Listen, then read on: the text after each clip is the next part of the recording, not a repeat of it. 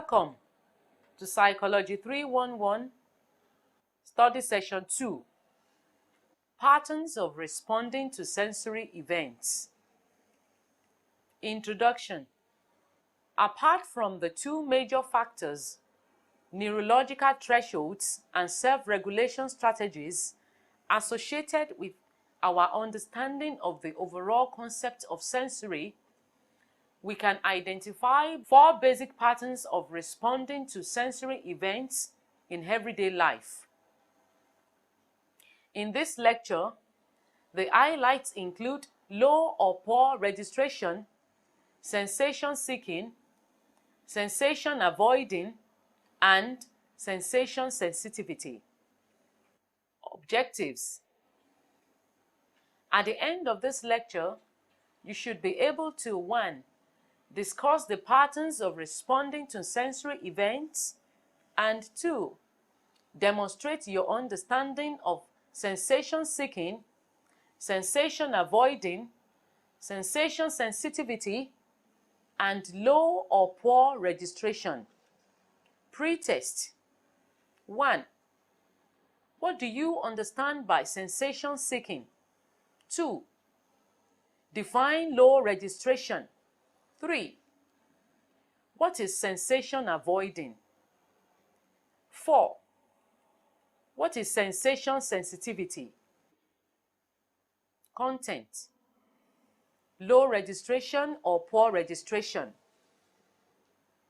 Low registration refers to a pattern of sensory processing that is characterized by high sensory thresholds and a passive self-regulation strategy. Dunn, 1997. When people have a low registration pattern of sensory processing, they notice sensory stimuli much less than others.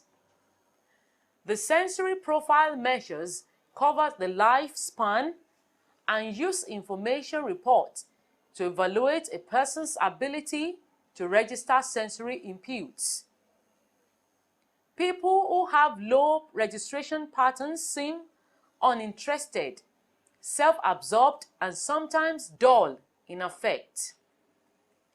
They do not notice what is going on around them and miss cues that might guide their behaviors.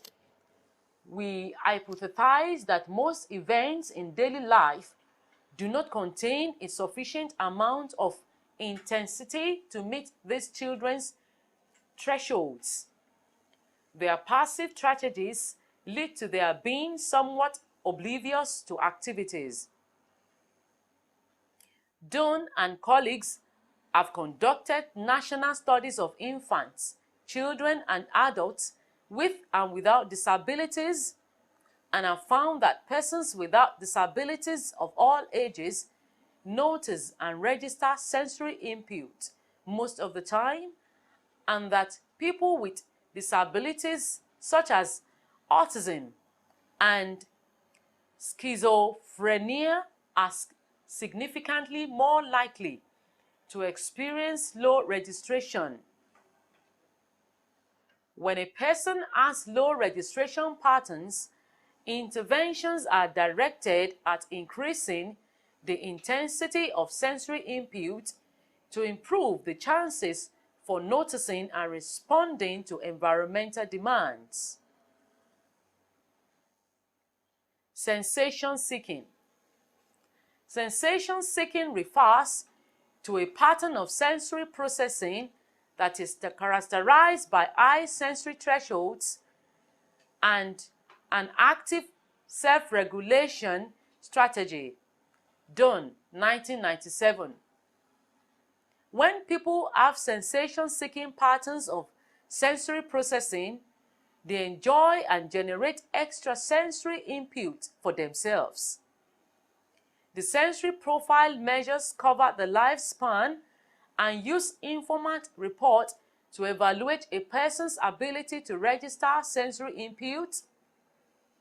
Children who have sensation-seeking patterns are very active, continuously engaging, and excitable. We hypothesize that They are engaging in active strategies to increase input as a means to meet high thresholds.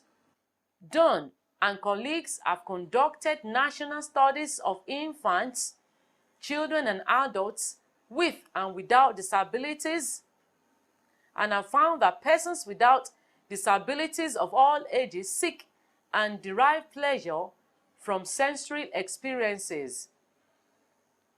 Sensation seeking becomes a problem when seeking behaviors keep the person from continuing in a desired activity.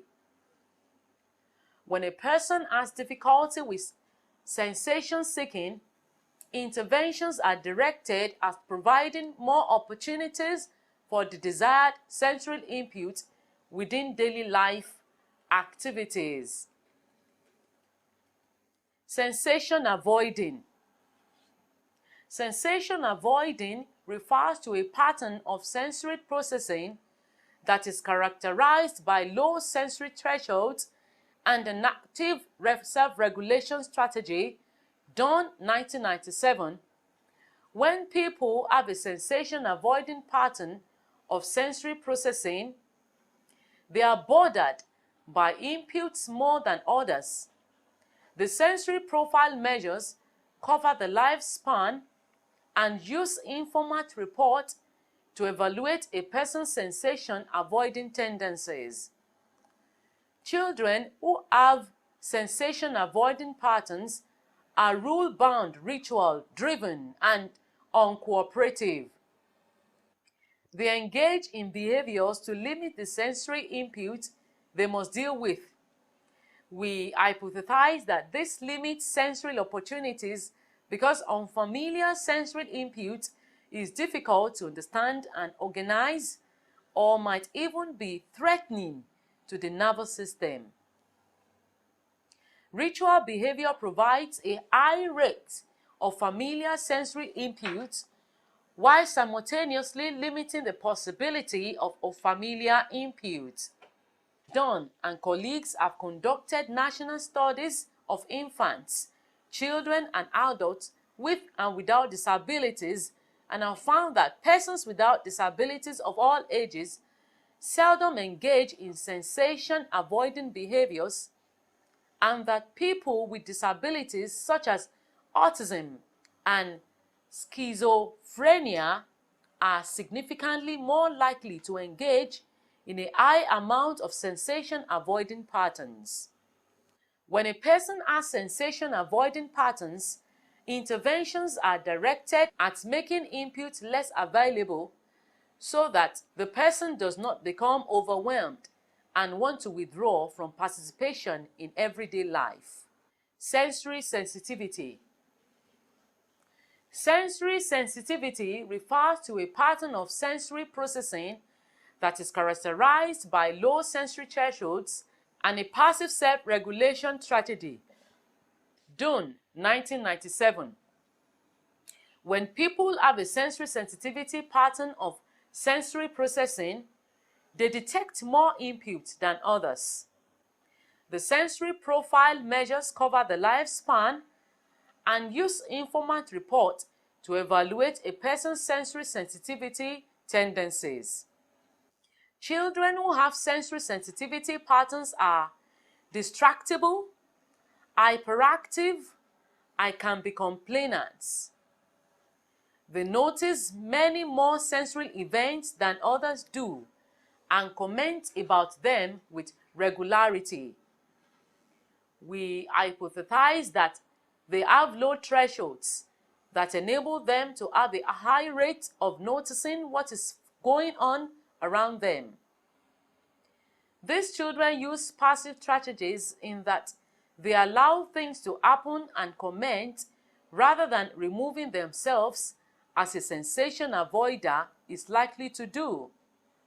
Dunn and colleagues have conducted national studies of infants and children and adults with and without disabilities and have found that persons without disabilities of all ages seldom engage in sensory sensitivity behaviors, and that people with disabilities such as autism Asperger syndrome, and ADHD are significantly more likely to engage in a high amount of sensory sensitivity patterns.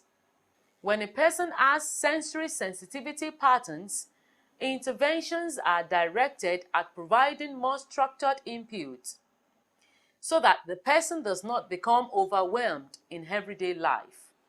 Summary. In this lecture, we have discussed the basic patterns of responding to sensory events, the contemporary conceptions of low and high registration, sensory sensitivity, sensation seeking, and avoiding were discussed in details. In the process, the distinctions among the terms were equally made. This is the end of study session 2. Thanks for listening.